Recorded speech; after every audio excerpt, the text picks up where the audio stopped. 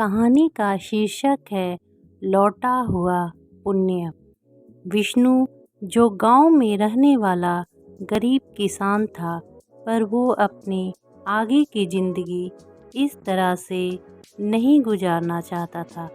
यही सोच लेकर कि शहर में प्रगति के कई रास्ते होते हैं, शहर अपने बच्चे और पत्नी राधा के साथ निकल पड़ा।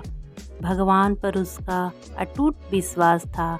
इसी विश्वास के साथ गांव से लाए गए कुछ जमा रकम से मंदिर के बाहर एक छोटी सी जगह पर अपनी चाय पकौड़े की दुकान खोल दी।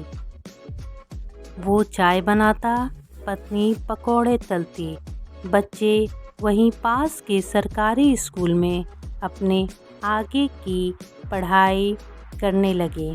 पर पता नहीं क्यों उसके दुकान पर ग्राहकों की संख्या नहीं बढ़ रही थी, जिस कारण उसकी कमाई शहर में भी ठीक तरह से नहीं हो पा रही थी। मंदिर की सीढ़ियों पर बैठकर एक वृद्धा भिखारन भीख मांगा करती थी। विष्णु उसे रोज जाकर चाय पकौड़े खिलाता और मंदिर में भगवान के दर्शन करने चला जाता।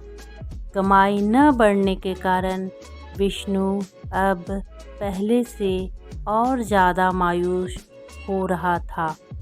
उसका भगवान के ऊपर से धीरे धीरे विश्वास उठने लगा। चाय पकौड़े लेकर वृद्धा भिखारिन के पास तो जाता, परंतु अब वो भगवान के दर्शन करने मंदिर अंदर जाना छोड़ दिया। भिखारन उसे बहुत समझाती कि बेटा, तू पुण्य का काम कर रहा है। तू जब से यहाँ आया है तब से मैं एक दिन भी भूखी नहीं सोई हूँ। मैं तो क्या, यहाँ सड़क पर रहने वाले जितने भी जानवर हैं वो भी तुम्हारे आने के बाद शायद ही कभी भूखे सोए होंगे। बेटा, पुण्य जमा होता है और यह लौट कर भी जरूर मिलता है। भगवान पे भरोसा रखो। भगवान के घर देर है पर अंधेर नहीं।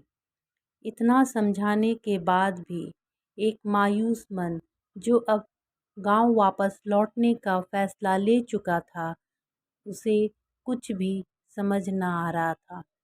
गांव लौटने के क्रम में जब वह अपनी दुकान को हटाने लगा तो उसका हाथ एक लोहे की तरह सख्त चीज से टकरा गया, और जब वहाँ पर उसने सब कुछ हटाकर वहाँ निकाल कर देखा, उसका तो सिर ही चकरा गया। वहाँ सोने चांदी से भरी हुई एक छोटी सी संदूक थी।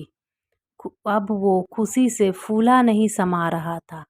दौड़कर सबसे पहले वृद्धा भिखारिन के पास गया, पर वहाँ पर अब कोई न था। पता करने पर यह बात सामने आई कि यहाँ पर कभी कोई वृद्धा भिखारिन नहीं बैठती थी। वो अब समझ चुका था कि मंदिर के अंदर नहीं, मंदिर के बाहर ही उसे भगवान के दर्शन हो गए थे।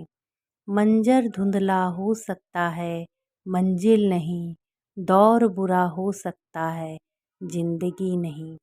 सब्र कीजिए जनाब, क्योंकि एक दिन बुरा वक्त का भी बुरा वक्त आता है। धन्यवाद।